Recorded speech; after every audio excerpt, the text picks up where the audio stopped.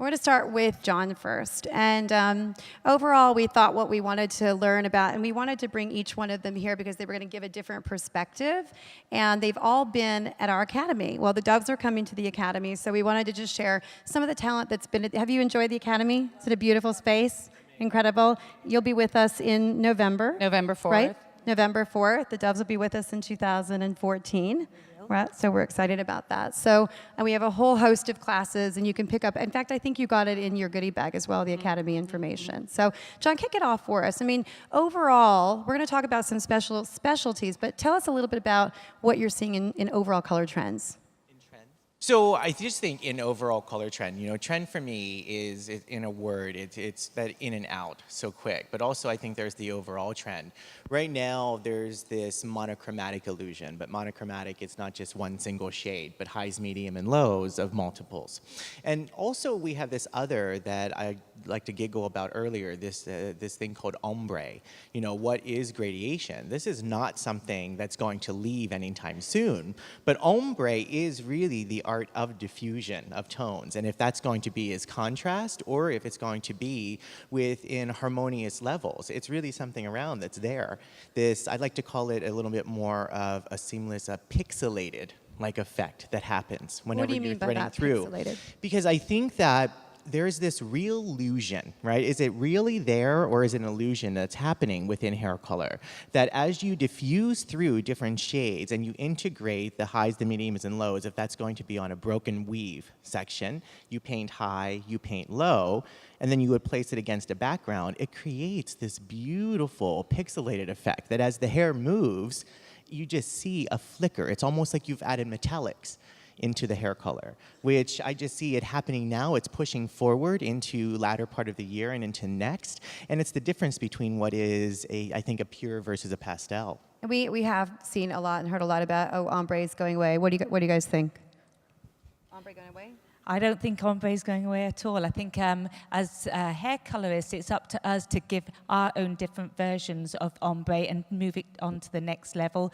But I think the reality is our clients are asking for it. They're going to ask for it. I think it's a very nice looking technique. It's just that we need to add our own individual spin on it. Yeah. I think ombre is the little black dress. I don't think it's going away. No, not anytime soon, simply because, to your point, Sonia, it is what our clients are asking for, and women want to look beautiful.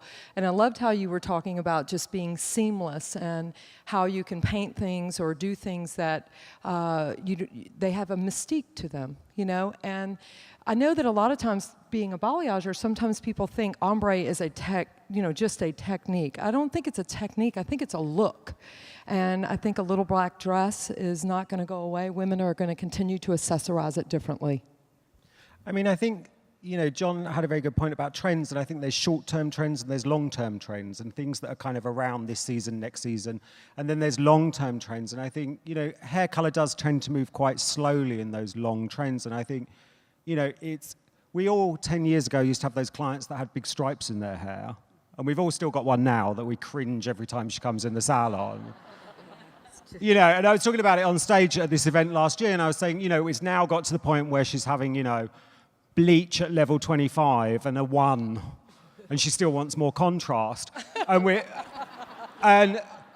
trying to get rid of those, we're trying to soften it up. And I think, ombre is going to be around for a long time. We're going to be sitting here in 15 years' time going, bet you've still got a client that has ombre. So I think it's just about what's around now. But I think long term, it's, as John said, people think of ombre as a look. And I think really it's about a feel. And it is about this very seamless blending of colors. And I think it's what makes something modern looking now is not this one color all the way through. It's having that flow of the colors. So I think definitely around for the long term, whether we like it or not, it's taken on a world of its own.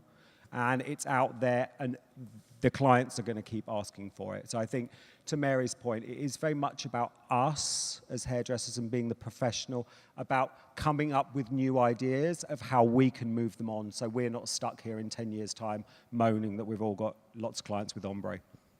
And John, tell us other trends that you're seeing as well. And everybody, do you all feel, ombre, are you continuing to see ombre?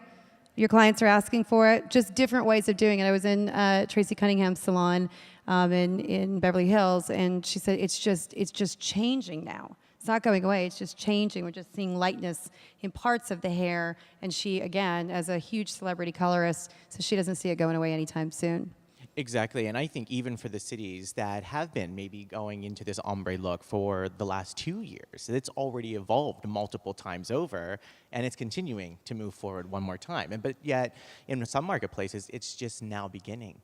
Right, which I like, and even besides ombre, there is this trend of hair painting, which of course I live for, and that to me, that Victoria's Secret beautiful movement through hair, I think that is what has become that new partial highlight against a single process and trend, But then a little more.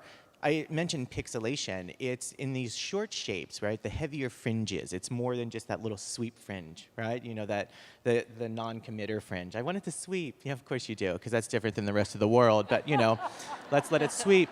So the strength of these fringes is collapsed temporal lines. I want to make sure that I shadow and showcase. So working just in the isolated rounds of head. I always speak to something called where does color live, and working into that round interior allows that color to really accentuate that shape. But again, it's not those contrasted streaks, that Kelly Clarkson, since you've been gone, thank God, kind of look.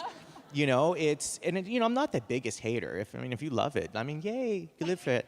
But having contrast within your tonalities, I think working through the interiors, I think that's really where it is. And back to this real illusion, is it really in there or not? Right? It's all about just shadowing those lines, accentuating a little bit through the shine line, but it's done still like a hairprint. Yeah. Great. Thank you, John.